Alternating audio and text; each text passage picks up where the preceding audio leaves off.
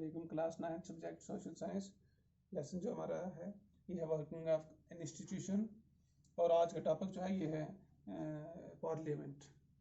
कि पार्लियामेंट क्या है, पिछले वीडियो में भी हमने बात की थी, इंस्टीट्यूशन को इंट्रोड्यूस किया था कि इंस्टीट्यूशन क्या चीज़ें होती हैं, उसमें हमने डिस्कस की है।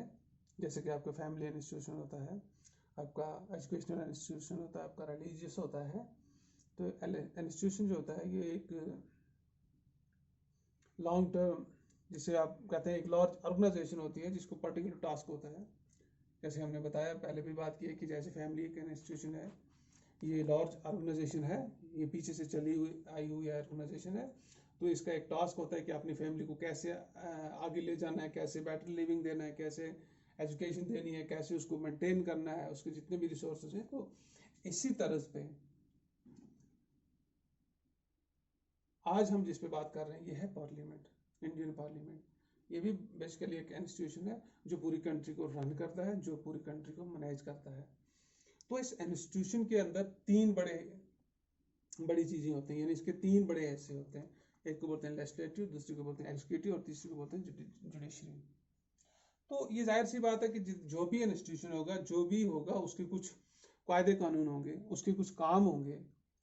अब जैसे हम घर के अंदर तय करते हैं कि भाई हमें अब नेक्स्ट में कल दिन के लिए या अगले हफ्ते के लिए क्या काम करना है, हमारी प्रिपरेशन होती है। तो फिर जो हम तय करते हैं उसको सुबह एग्जीक्यूट करते हैं नेक्स्ट डे में, और फिर हम उसको रिव्यू करते हैं कि हमारा काम हुआ या नहीं हुआ। अगर नहीं हुआ तो फिर उसको नए सिरे से रिव्यू करते हैं। बस आप ये समझ लीजिए कि जितना जैसे एक फैमिली का सिस्टम होता है, उसको चलाने के लिए इसी तरह हर मुल्क का यही तरीकाकार है। और जितने भी इंस्टीट्यूशन है उनका पर्पस भी सेम होता है और उनका प्रोसीजर भी सेम होता है, उस पर नहीं जाएंगे। तो इसके तीन बड़े हैं, एक बोलते हैं लेजिस्लेटिव, एग्जीक्यूटिव और जुडिशरी।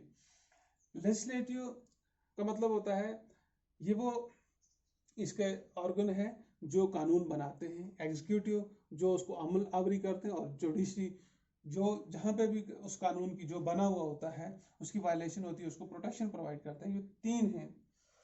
तो अब ये पार्लियामेंट चलती कैसे है क्या? ये तो एक इंस्टीट्यूशन है।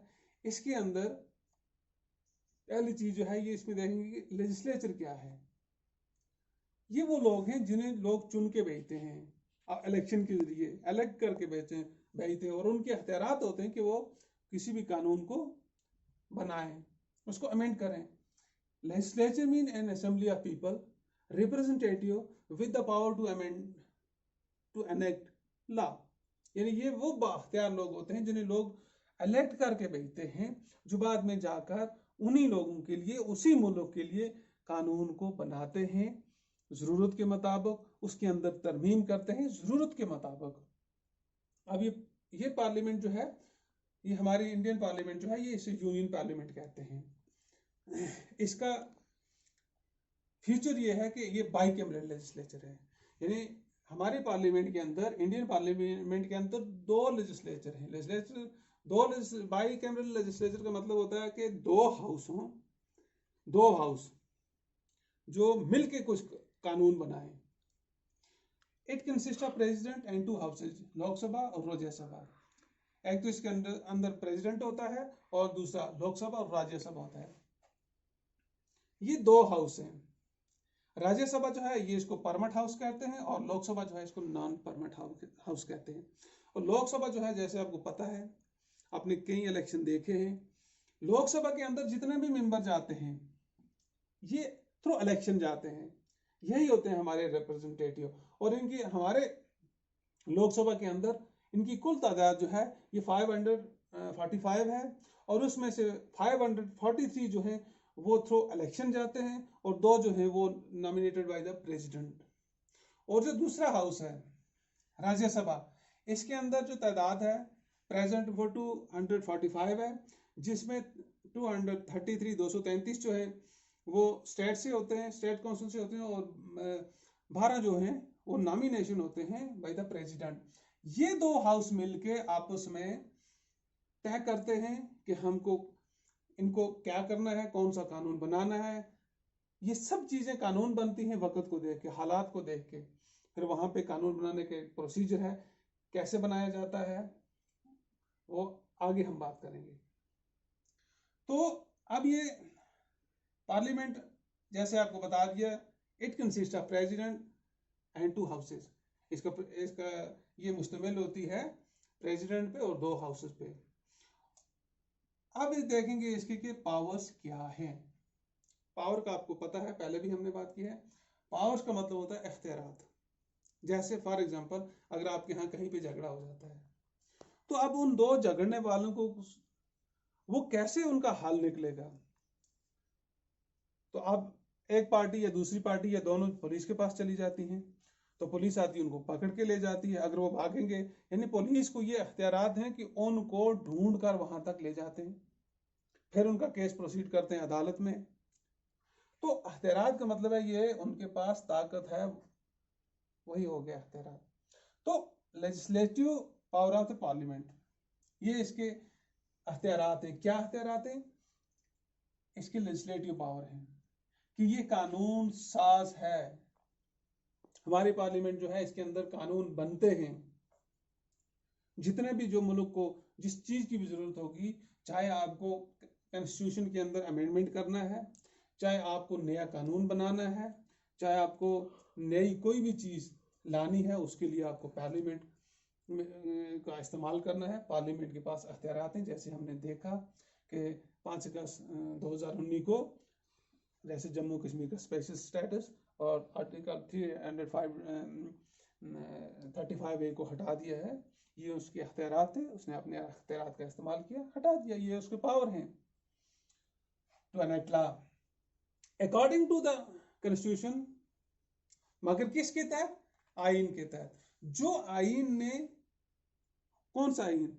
जब हिंदुस्तान आजाद हुआ था उस वक्त जो आइन बना है, उस आइन के तहत पार्लियामेंट को अख्तियारात हैं लेजिस्लेशन के। वो कानून बना सकता है, यानी उनसे बाहर भी नहीं बना सकता, अपनी मर्जी से नहीं बना सकती है पार्लियामेंट। यानी पार्लियामेंट के वो लोग अपनी मर्जी से कोई कानून नहीं बना सकते। उनको जो कानून बनाने हैं वो according to the constitution of the country, जो कि हमारा आइन है, उसी के अंदर, उसी के तहत उनको कानून बनाने हैं। The legislative power of the parliament have been vested in the parliament. और जो इसके लेजिस्लेटिव पावर है वो पार्लियामेंट तक ही मौजूद हैं। तो अब कौन कौन से हैं? इट इंक्लूड लॉ मेकिंग, कानून साजी करना, जिसको लेजिस्लेशन भी बोलते हैं। दूसरा इसका है फाइनेंशियल पावर है, एग्जीक्यूटिव पावर है और जुडिशियल पावर है। यानी एक ये कानून बनाती है, एक ये कानून को एग्जीक्यूट करती है, एक ये अगर कहीं पे भी वायलेशन होगी कानून की उसको प्रोटेक्शन देती है, और एक इसके अख्तियारात हैं कि जितने भी हमारे फाइनेंशियल पावर हैं, जो हमारी माशियात है, उस पर नजर रख सकती है। ये इसके अख्तियारात हैं। एक एक करके हम इनको देख लेंगे। लेजिस्लेटिव पावर क्या है? The parliament can enact law on the subject mention in the union and concurrence list. ये 2 चीजें समझनी है, एक हो गया यूनियन लिस्ट और दूसरा हो गया कॉन्करेंस लिस्ट। यानी पार्लियामेंट के पास ये अख्तियारात हैं, ये कानून बना सकती है बशर्ते के वो कानून जो यूनियन लिस्ट में हो और वो कानून जो कॉन्करेंस लिस्ट में हो। अब ये समझ लीजिए कि यूनियन लिस्ट का मतलब ये है कि वो सब्जेक्ट, वो इदारे, यानी उन सब्जेक्ट पे जो यूनियन लिस्ट में दिए गए हैं, इसकी तादाद है। तो जो कॉन्करेंस लिस्ट में, कॉन्करेंस लिस्ट का मतलब होता है कि जिनके अख्तियारात स्टेट्स के पास हैं, यानी जिसको स्टेट्स की कंसेंट लेनी पड़ती है। फॉर एग्जांपल यूनियन लिस्ट को अगर आप देखेंगे कि डिफेंस रिलेटेड जितने भी मामले हैं, डिफेंस आपको आर्मी इसको इंक्रीज करना है, डिक्रीज करना है, इसके इक्विपमेंट देखने हैं, जितने भी मामले वो यूनियन लिस्ट में आते हैं डिफेंस के। तो इसके लिए आपको स्टेट से कंसल्ट नहीं करना पड़ेगा, तो ये आप बना सकते हैं। और दूसरा कॉन्करेंस लिस्ट, यानी ये वो सब्जेक्ट है जहाँ पे आप जो स्टेट को जैसे कंसल्ट करना, जैसे फॉरेस्ट्री है, बाकी दूसरी तीसरी चीजें हैं, तो ये है इसके लेजिस्लेटिव पावर। उसके बाद आते हैं इसके फाइनेंशियल पावर। क्या है? The parliament control the finance of the nation. Parliament के पास ये अख्तियारात हैं कि मुल्क के अंदर जितने भी फाइनेंशियल सिस्टम होगा उसको कंट्रोल कर सकती है, करती है कि पैसा कहाँ से आएगा, कहाँ से जाएगा, सब हिसाब किताब। जैसे आप देखते हैं कि हर साल में एक अलग ये बजट सेशन होता है जिसमें बिल्कुल दिखाया जाता है कि फाइनेंस का कहाँ से उसका इनकम क्या है, रेवेन्यू क्या है। तो हर एक डिपार्टमेंट को, हर एक सब्जेक्ट को अलॉट करते हैं। उसके बाद क्या होता है, कंट्रोल ओवर एग्जीक्यूटिव, कि एग्जीक्यूटिव के ऊपर कंट्रोल करता है। तो parliament control the executive. Executive मैंने आपको पहले ही बताया कि ये वो इदारा है जो आपके जितने भी डिसीजन होंगे, जो भी आपके कानून होंगे, उनको एग्जीक्यूट करेगी, उनको अमल आवर करेगी, उनको नाफज करेगी। यहाँ हमारे हाँ दो किस्म के एग्जीक्यूटिव होते हैं, एक को बोलते हैं पॉलिटिकल एग्जीक्यूटिव और दूसरे को बोलते हैं non political executive. Political executive वो एग्जीक्यूटिव हुआ जो जिसे हम चुन के भेजते हैं, और नॉन पॉलिटिकल एग्जीक्यूटिव वो हुआ जिसे आप सिविल सर्वेंट कहते हैं, मुलाजम। यानी दोनों का काम है। और नॉन पॉलिटिकल एग्जीक्यूटिव जो होते हैं वो काम करते हैं अंडर पॉलिटिकल एग्जीक्यूटिव के।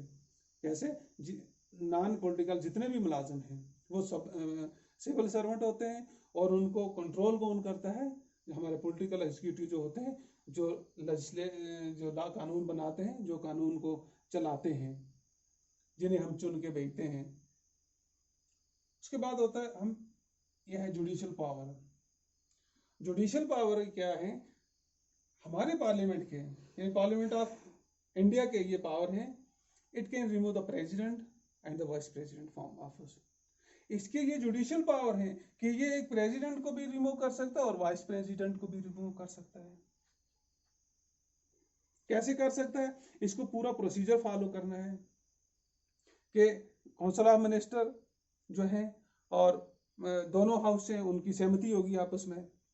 तो प्रेसिडेंट के जो रिमूवल होता है, इसको दफ्तर से हटाना होता है, इसको कहते हैं इम्पीचमेंट, मुआवजा। तो ये एक इनके पास ये अख्तियारात हैं प्रोसीजर के तहत कॉन्स्टिट्यूशन के अंदर कि ये प्रेसिडेंट को और वाइस प्रेसिडेंट को अपने ऑफिस से हटा सकते हैं। ये अख्तियारात भी हैं किसके पास, पार्लियामेंट के पास। ये जो अख्तियारात हैं इनको बोलते हैं जुडिशियल पावर। और क्या है, अमेंडमेंट ऑफ कॉन्स्टिट्यूशन। अब चूंकि कॉन्स्टिट्यूशन जो है ये बहुत पहले बना हुआ है, ये 1950 में 26 जनवरी 1950 को ये लागू हुआ है। तो उस वक्त का जो दस्तूर बना हुआ है, आइन बना हुआ है, अगर कहीं पे जरूरत पड़े उसके अंदर अमेंड करने की, उसके अंदर तरमीम करने की, तो वो अख्तियारात भी हैं किसके पास, पार्लियामेंट के पास। अब जब उसको अमेंड करने की जरूरत पड़ेगी तो उसके लिए चाहे आपको प्रेसिडेंट का रिमूवल है, या इसके लिए आपको मेजॉरिटी जो है वो दिखानी पड़ेगी। यानी मेजॉरिटी ऑफ द रिप्रेजेंटेटिव जितने होंगे, जितने मेंबर होंगे, वो एग्री करेंगे कि हमें ये काम करना है। तो इसके लिए जब अमेंडमेंट ऑफ कॉन्स्टिट्यूशन होगा तो उसके लिए मेजॉरिटी का होना लाजमी है।